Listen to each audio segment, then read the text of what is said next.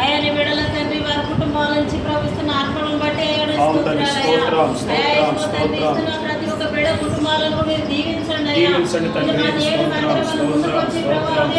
ఇస్తున్న బిడ్డలను దీవించండి అయ్యా. అయ్యా ఎంతైతే నీ మందిరానికి ఇస్తున్నారో రెట్టింపు దీవులు దయచేయండి.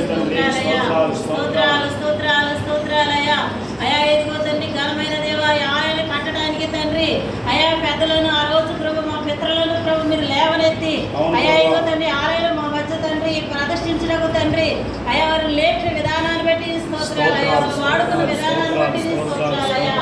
అయా ఇగో తండ్రి ఆలయాన్ని ప్రభు కట్టడానికి సహాయం చేసిన ప్రతి ఒక్క బిడ్డని అయా వారి కుటుంబాల్లో జ్ఞాపకం చేసుకుని దీవించండి నాయన స్తోత్రాలయ్యా. ఎందుకంటే ప్రభు ఆ రోజు తండ్రి అయా ఇదిగో నా మందిరం లేక తండ్రి మేము ప్రభు స్కూల్లోనూ రోడ్ల మీద ప్రార్థన పెట్టుకున్నాం అయ్యా.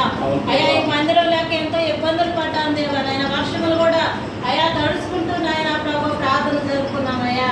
అయా మా ప్రార్థన అందరూ కూడా ప్రార్థన ఆలకించి అయ్యా చక్కని మందిరాన్ని మా మధ్య స్థాపించినందుకు నీ స్తోత్రాలయ్యా.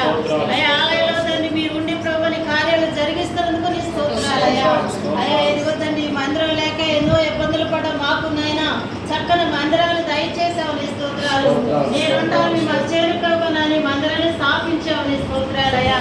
అయా ఎదుగో తండ్రి విలువ తెలియని ప్రభు నాయన మీ మందిరం విలువ తెలియని బిడ్డలు తండ్రి ఉన్నారయ్యా.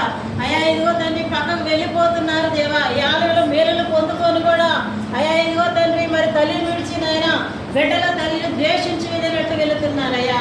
అయా వారి మనసులు కూడా మీరు మార్చండి అయ్యా. వారు కూడా సంఘంలో